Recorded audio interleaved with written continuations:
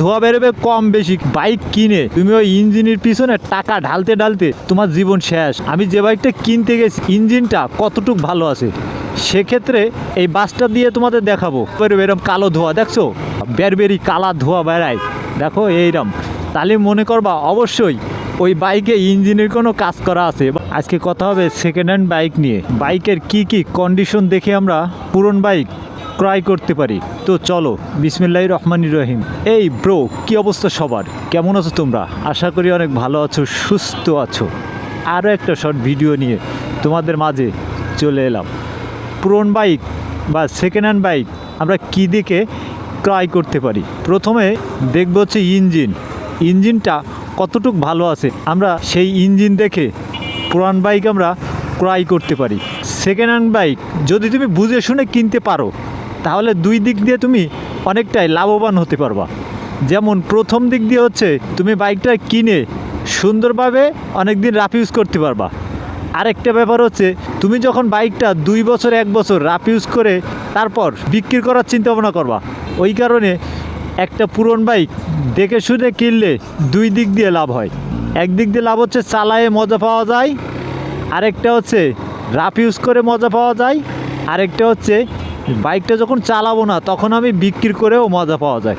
পুরনো বাইক আমরা কিভাবে বুঝবো এই বাইকটার ইঞ্জিনটা কেমন আছে? আমি নতুন মানুষ, কিন্তু আমি বুঝি না বাইক সম্পর্কে, কিন্তু আমি পুরনো বাইক কিনতে গেছি।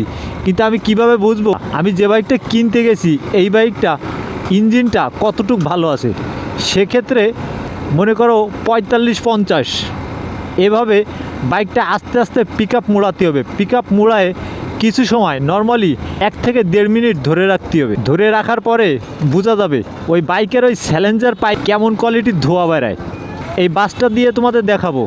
বাসটা যখন জোরে টানবে, পিক আপটা যখন দিবে, ধোয়া বেরোবে এরকম কালো ধোয়া, দেখছো এইরকম কালো ধোয়া তোমার বাইকে যখন তুমি পিক আপ দিবা তখন যদি এরকম কালো ধোয়া বেরায়, তাহলে তুমি বুঝবা বাইকের ইঞ্জিনের কোনো সমস্যা আছে। আর যদি সাদা ধোয়া বেরোয় তাও বুঝবা বাইকের ইঞ্জিনের কোনো সমস্যা আছে।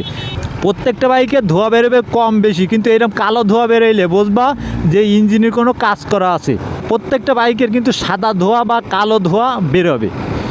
তা থেকে বুঝতে হবে বাইকে কেমন ধোয়া বেরোতে পারে, একটা বাইকে কতটুক ধোয়া বাড়ায়, সেইটুক তুমি দেখে অবশ্যই বাইকটা ক্রয় করতে পারবা। আর বাইকের ইঞ্জিনে যদি কাজ করা থাকে ওই বাইক কিন্তু চালায় কিন্তু কোনো সময় মজা পাবা না। বাইক দিয়ে যদি এরম কালা ধোয়া বেরবেরি কালা ধোয়া বেড়ায়, দেখো এইরকম, তাহলে মনে করবা অবশ্যই ওই বাইকে ইঞ্জিনের কোনো কাজ করা আছে বা ইঞ্জিনের কাজ করতে হবে। তো একবার যদি একটা বাইকের ইঞ্জিনে কাজ করতে যাও বা কাজ করাতে চাও, তাহলে কিন্তু অনেক অনেক টাকার খরচ। বাইক কিনে তুমি ওই ইঞ্জিনের পিছনে টাকা ঢালতে ঢালতে তোমার জীবন শেষ। বাইকের ইঞ্জিন সম্পর্কে এই ধারণাটা তোমাদের কেমন লাগলো? ভালো লাগলে লাইক করতে ভুলবা না। আর যতক্ষণ পর্যন্ত এরকম আপডেট ভিডিও না নিয়ে আসি ততক্ষণ পর্যন্ত তোমরা থাকবা সুস্থ, তোমরা থাকবা ভালো। আর দেখবা এমডি টুটুল ফেসবুক পেজ, আল্লাহ পেজটা